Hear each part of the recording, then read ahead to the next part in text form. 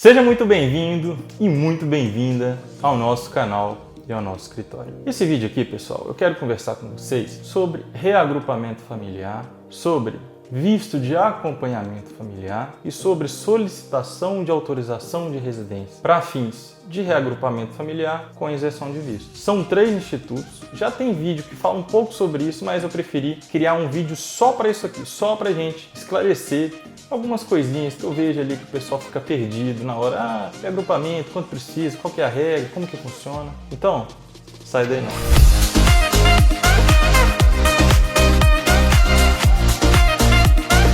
Gente, vocês já sabem, né? Antes de começar o vídeo, toda essa parafernália do Reclame do Plim Plim aí, curtir, compartilhar, sininho, tudo, todas essas coisas aí, você já sabe. Você sabe que eu paro tudo aqui, né? A rotina do escritório para poder gravar esses vídeos, então, por favor, né? Faça as honras aí, me ajuda. Salva aí o nosso dia, porque o YouTube, né? Ele recomenda o nosso conteúdo e aí a gente se sente valorizado. Parar tudo e aí, todo mundo, o que custa apertar o curtir aí, comentar e tudo mais. Isso ajuda muito aí o nosso trabalho, principalmente você se inscrever e o sininho, tá bom? Mas vamos pro vídeo, bora! Vamos lá, pessoal, quando a gente fala ali de reagrupamento familiar e visto de acompanhamento familiar, ou até mesmo pedir esse reagrupamento familiar como visto, que é o visto D6, tem um monte de dúvida, a galera me banana tudo e começa a complicar. Olha, a primeira coisa que você tem que entender é que existe uma regra para fazer tudo isso. Reagrupar não é só ser parente, eu vou falar aqui do rol, né, e vou mostrar onde tem também na legislação o rol das pessoas que podem ser reagrupadas. Não é só isso, você precisa cumprir algumas determinações legais no que se refere à quantidade de cash, de dinheiro, de bufunfa, de subsistência. Se você não consegue comprovar isso, dependendo do tipo do instituto que você vai usar ali para tentar reagrupar, você não vai conseguir. Quando eu falo instituto é porque a legislação ela é uma só, ela fala de uma coisa só. Mas na prática, pessoal, vocês sabem que quando trata-se de Portugal, as coisas são um pouco diferentes. Então, quando a gente vai pedir o visto, isso é um pouco mais rigoroso. Agora, quando a gente vai pedir a autorização de residência, 90% das vezes eles entendem ali a situação e acabam fazendo meio que vista grossa. Mas a legislação ela exige sim um determinado valor e é sobre isso que nós vamos falar. Então tá, vamos então no primeiro caso, visto de acompanhamento familiar. Depois a gente fala dos outros, tá bom? Quando a gente fala de visto de acompanhamento familiar, vocês sabem que no visto de procura de trabalho, ele não pode ser solicitado. Se não pode ser solicitado, como é que eu faço em relação ao visto de procura de trabalho? Já tem vídeo sobre isso no canal, né? A família que vai, no caso, com visto de procura de trabalho, os menores como é que fazem para acompanhar e etc.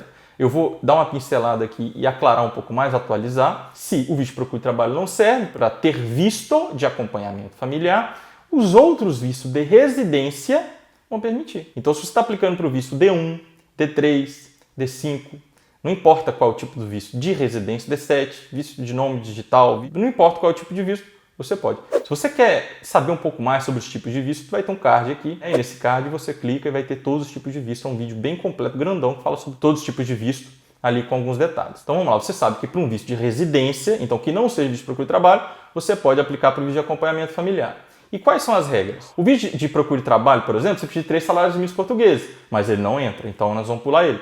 E o visto, por exemplo, o visto de trabalho, D1, visto D1. O visto D1, você precisaria ter 12 vezes o salário mínimo português para o residente principal. Só que pode ser usado o próprio contrato como subsistência se a empresa ali ela se responsabiliza por você. Um exemplo, o pedido principal, ele tem que ter tudo satisfeito, senão não adianta o vídeo de acompanhamento familiar, primeira coisa. Mas e o nome digital? O nome digital ele não exige esses 12 para o primeiro requerente, porque ele já exige um salário alto, você entende? Então você não precisaria ter 12 vezes o salário em português na sua conta para o primeiro requerente. Pelo menos na prática, até hoje, é assim que eles têm praticado. Agora, se você não tem para o primeiro requerente, então quer dizer que para os outros, como é que funciona? Para os outros a regra é sempre a mesma. Então para o primeiro requerente você tem que ver a tipologia do visto e como que isso vai servir para você, qual a subsistência que você tem que comprovar. Agora, para o de acompanhamento familiar é sempre igual, sempre. Como é que vai ser? 50% de um ordenado mínimo português para o cônjuge e 30% de um ordenado mínimo português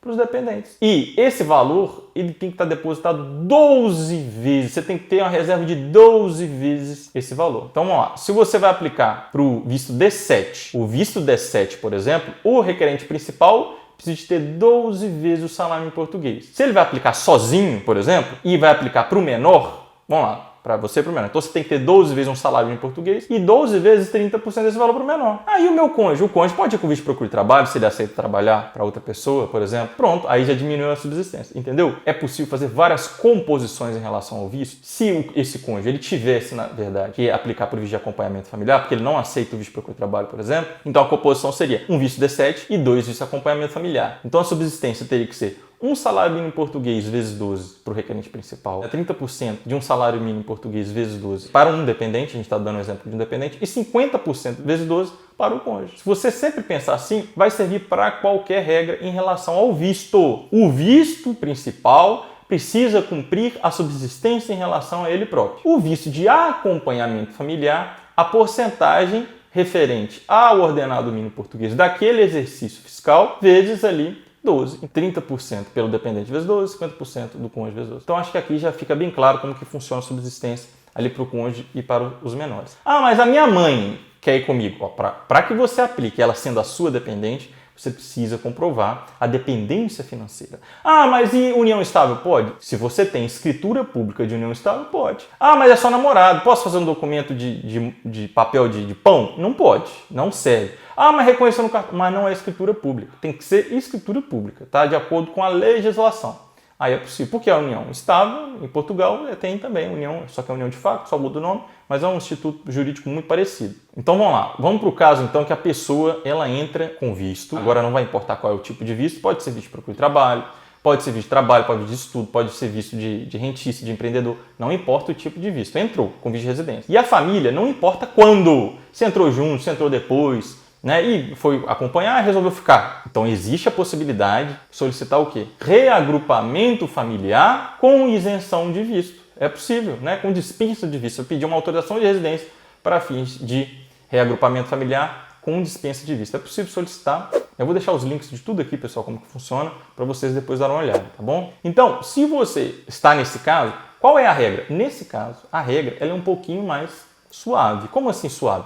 Porque para você conseguir fazer esse tipo de reagrupamento, eles não ficam olhando tanto assim se você tem todo aquele valor que eu expliquei anteriormente. Um caso hipotético, por exemplo, menores para os pais que vão vir de procura de trabalho, que não sabem se vão ficar. Acaba arrumando um trabalho, consegue um trabalho, então resolveu ficar. E o menor foi acompanhando, pronto. Então, para ele, por exemplo, que vai ficar sem autorização de residência, como é que faz? Então, essa é uma opção. Nesse caso, como que você solicita esse reagrupamento? Então, você tem um contrato de trabalho, a sua esposa também tem um contrato de trabalho, por exemplo. Então, junta, mesmo que seja, vai reagrupar uma pessoa só, tá, pessoal? Mesmo que fosse assim, leva tudo para somar, para mostrar, olha, a gente tem a subsistência familiar, eu tenho dinheiro guardado no Brasil, eu tenho dinheiro aqui está o extrato da minha conta, eu tenho aqui um bem que eu posso vender. Mostre assim, né, com A mais B, que você teria a possibilidade de sustentar. É isso que eles querem saber. Então, nessa situação, um pouco mais flexibilizado. Agora, o problema é conseguir essa vaga para reagrupar. Tem um vídeo aqui no canal falando sobre como tentar ali o seu agendamento. Tem épocas, pessoal, que é muito difícil conseguir agendamento, tá? Hoje, como que funciona? Se você tem um menor de idade no seu grupo familiar e né, já está em Portugal e a sua esposa também está em Portugal, por exemplo, sem visto, ou está com a autorização de residência CPLP, veio com visto, está com a autorização de residência CPLP, ou veio sem visto e já está com a autorização de residência CPLP, mas quer a convencional. Se no seu grupo familiar tem um menor de 5 e 14 anos, tem entre 5 e 14 anos, você poderia tentar pelo portal. Esse portal está meio bugado, tem que ficar tentando de madrugada, meio complicado, mas teria esse portal. Ah, não estou conseguindo pelo portal, eu já paguei, estou esperando, quero tentar um agendamento. Você pode tentar por telefone. É bem complicado conseguir, mas não é possível, tá? Se você conseguir essa vaga, você vai até a loja, time ali do dia do seu agendamento certinho, vai levar todos os documentos, vai levar seus familiares que vão reagrupar junto com você, tá bom? Então, lembrando que essa porcentagem e a quantidade de filhos que você tem, um exemplo, você ganhou um ordenado misto, você quer reagrupar 5 filhos, poxa, eu não sei se o oficial vai deixar, né? O agente vai deixar, é difícil. Então, você tem que ver isso. Como que você vai mostrar, você vai compor esses valores para poder apresentar, tá? Então, essa seria uma forma de solicitar o reagrupamento familiar com dispensa de visto. A primeira, então, só para a gente relembrar, a primeira forma que eu falei é visto de acompanhamento familiar. A segunda forma, reagrupamento familiar, né? Então já não está falando de acompanhamento mais, com dispensa de visto. Lembrando que quem aplicou, eu apliquei para o visto de acompanhamento familiar e entrei em Portugal. E agora eu quero a minha autorização de residência. Isso vai ser as mesmas regras desse último caso que eu falei aqui, com dispensa de visto. Sempre. Vai ter o link aqui para...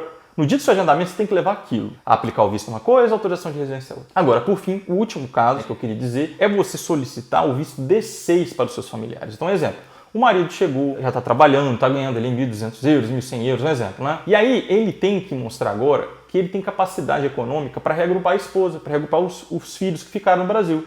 Como que ele faz? Ele tem que conseguir um agendamento para esse reagrupamento. E aí ele vai conseguir uma carta da AIMA, nessa carta dizendo que ele pode reagrupar. E vai mandar isso para o Brasil e os familiares vão aplicar para o visto D6. É assim que funciona. Estou falando Brasil, pessoal, mas pode ser em outro país também, é porque a grande maioria do meu público aqui é brasileiro. Então é possível fazer dessa forma. O problema, o mais difícil é conseguir, e aí nesse caso eles pegam um pouquinho mais pesado. Peraí, mas você quer trazer eles e você não tem condição? Como é que um ordenado, por exemplo, não dá? Você não tem reserva? Não dá. Sua esposa trabalhando no Brasil, ela tem dinheiro no Brasil?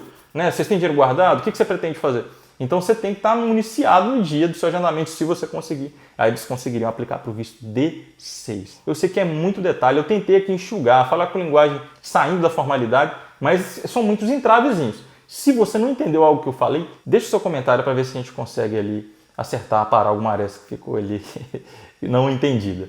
Agora, pessoal, vocês sabem que a demanda tem aumentado muito e se eu demorar a responder, vocês me desculpem, tá bom? A gente tem um botãozinho aqui, seja membro. Todo mundo que é membro eu tento responder até 72 horas, tá? A gente tem um grupo também no WhatsApp, migrar.org. Se você não conhece, vale muito a pena participar desse grupo. De tempo em tempo eu abro lá para a gente interagir, pego as perguntas e gravo ali nos Reels e nos Shorts. Você também não pode esquecer de ir lá no Instagram. Lá no Instagram eu sempre posto os resultados dos últimos vistos feitos aqui pelo escritório, autorizações de residência dos clientes que chegaram, né? Para você ter uma ideia de quanto tempo está levando ali um pedido de visto, um pedido de autorização de residência, tá? Estou gravando esse vídeo aqui no finalzinho de maio, hoje é de 31 de maio de 2024, a gente está virando aqui já o mês de junho e, infelizmente, algumas autorizações de residência estão chegando com 30 dias, 60 dias e outros estão demorando 200 dias, 200 e poucos dias. Vocês sabem que é possível entrar com ação judicial, né? Mas não é muito barato, então, infelizmente, a gente fica aí na mão da administração, aqueles que não têm condição de entrar com essa ação. De qualquer forma, lá no migrar.org e aqui no canal, vou deixar alguns vídeos aqui, indicação no final, tem muita dica valiosa que pode te ajudar a encurtar todo esse caminho e facilitar um pouco aquilo que já está muito difícil para todos, né? Migrar não é fácil, a gente está aqui para se fortalecer, tá bom? Valeu, um abraço e até mais.